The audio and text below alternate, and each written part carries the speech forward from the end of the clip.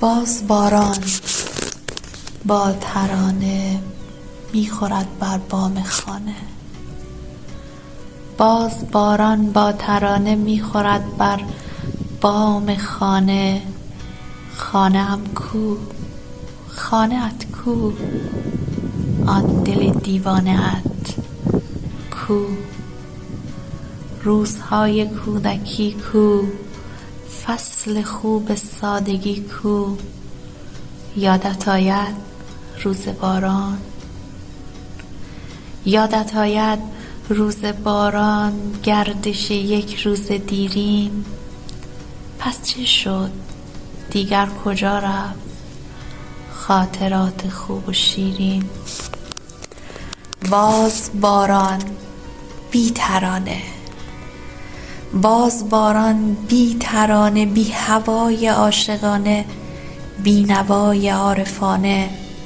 خسته از مکر زمانه، غافل از حتی رفاقت، هاله ای از عشق و نفرت.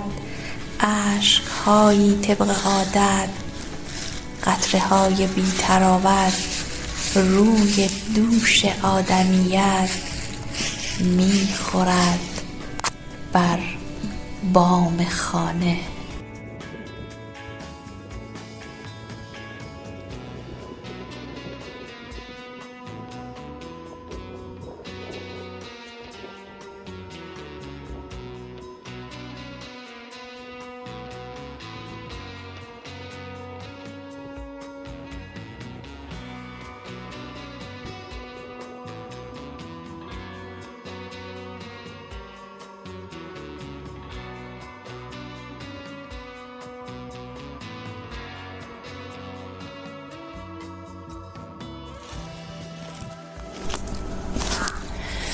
در این ارتفاعات مرز بین آسمان و زمین محو می شود.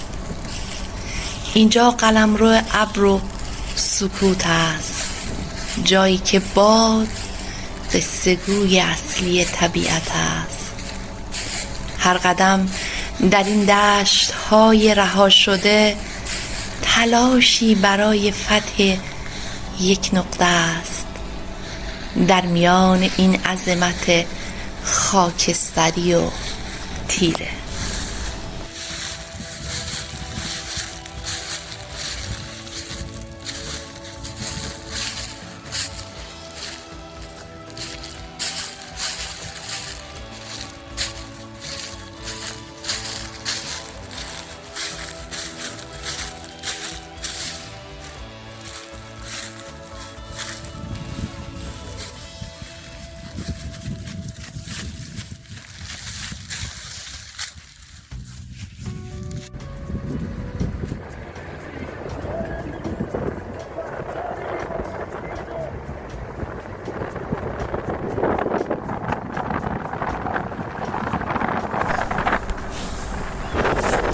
زندگی در اینجا با صلابتی شگرف ادامه دارد.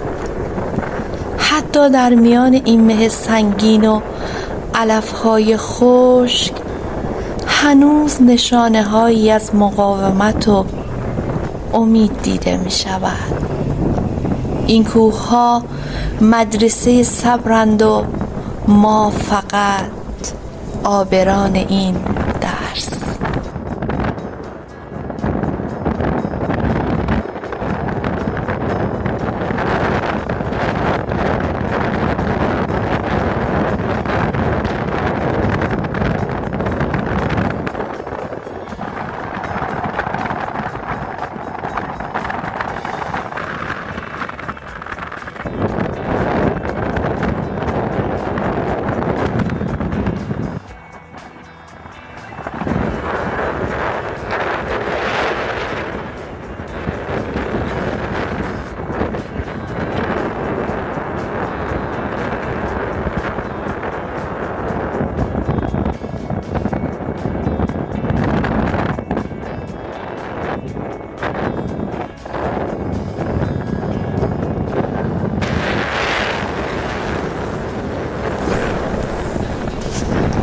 اما سفر همیشه به معنی سختی نیست.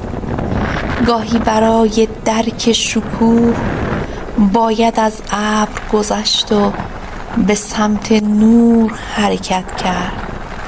ناگهان دنیا تغییر می کند از خاکستری به طلایی.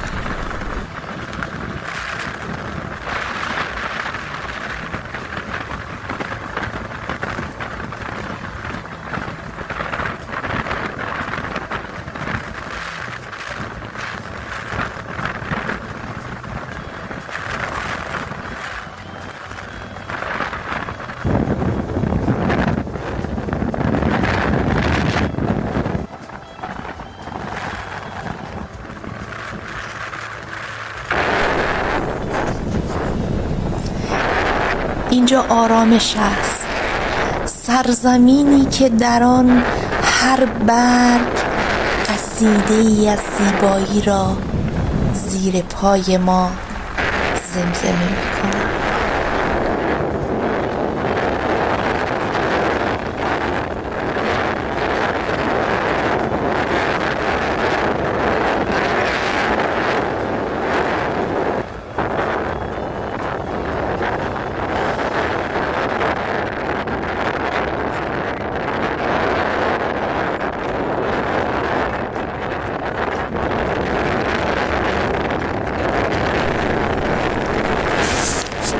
فصل پاییز یک تجربه شنیداری است. هیچ سمفونی به اندازه خشخش برگ‌های خشک زیر پا دلنشین نیست. این صدا موسیقی لحظه است، یادآور گذر زمان با رنگ‌های درخشان و پرحرارت.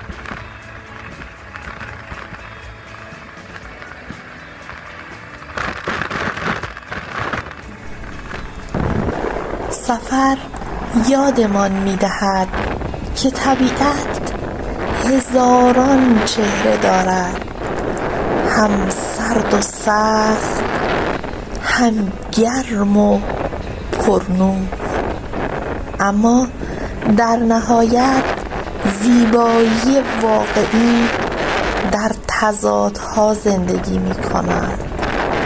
این پایان راه نیست، این فقط یک استراحت طلایی در مسیر ماجراجویی است.